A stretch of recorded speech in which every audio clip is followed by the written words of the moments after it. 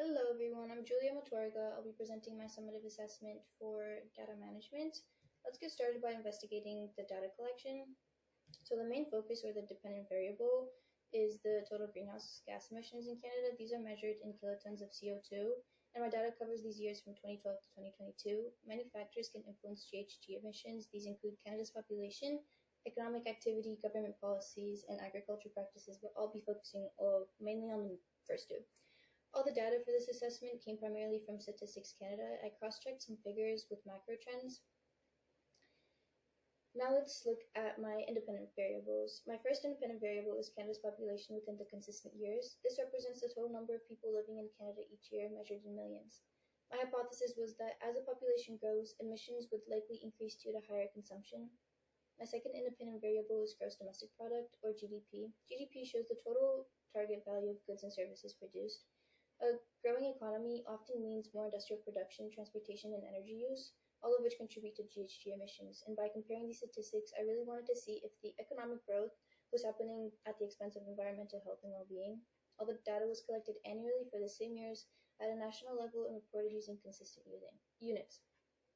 Moving on to one variable data analysis and distributions.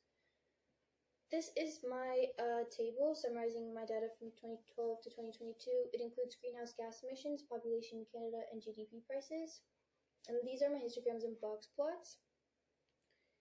So for these visuals, the top is greenhouse gas emissions, the middle is population, and the bottom is GDP, and on the right, the corresponding box plots. But moving on to the key statistical measures for each variable, starting with greenhouse gas emissions. So on average, greenhouse gas emissions were around 777,000 kilotons. The distribution of these emissions is left skewed.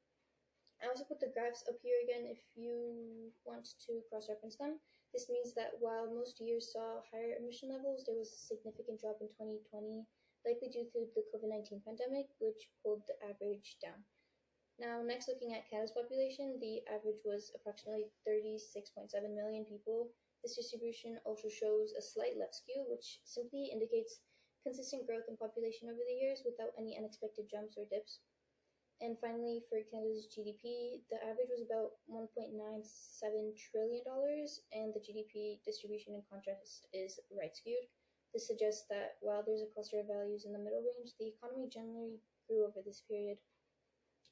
Now let's move on to two variable analyses, exploring how my independent variables relate to each other.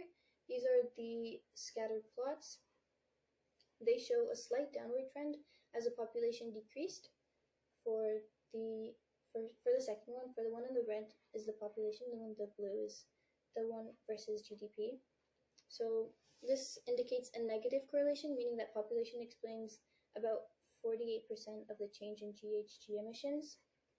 The slope suggests that for every increase in population, emissions decrease about 0.015 kilotons, possibly due to efficiency improvements or a shift to cleaner energy. So we are seeing a downward trend, so there is a decrease of emissions every year.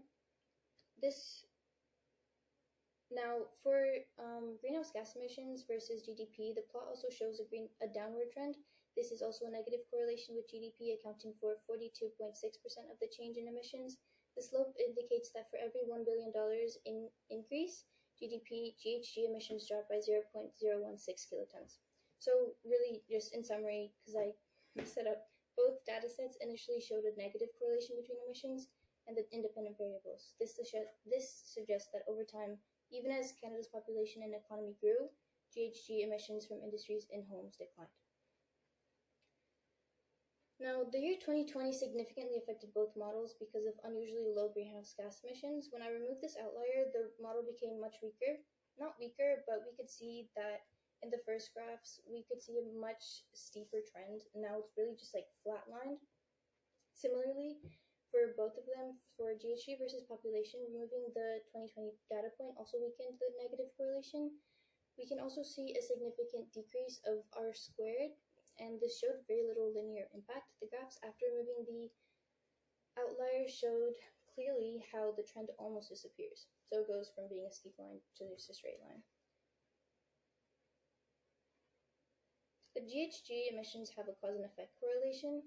GHG gas emissions versus GDP in Canada. So this correlation type was a cause and effect. It was a cause and effect correlation because it describes a relationship where a change in one variable directly leads to a change in another variable. The drop in emissions during 2020 was not caused by GDP growth, but rather a global economic downturn. The observed correlation suggests that shared factors like tech advancements or efficiency are reducing this relationship, allowing for the domestic growth product to grow with less emissions as well.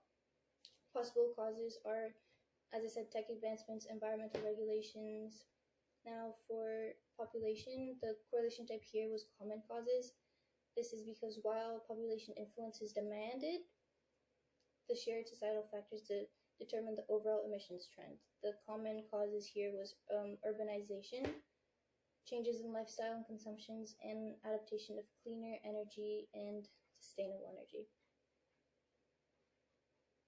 Conclusions.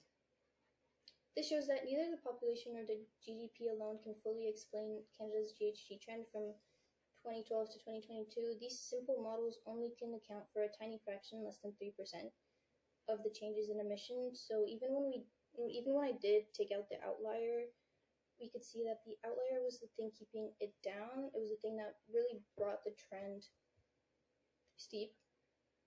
And for further curiosity, I really wanted to point out here in how did the role federal and provincial climate policies play. I did research the Paris Act in 2025. Every year or every couple of years, the government tries to implement less and less emissions, and by 2050 they're going to try to hit net zero. But after studying these statistics, I really see that there is a change and there is this connection between the data sets. Thank you.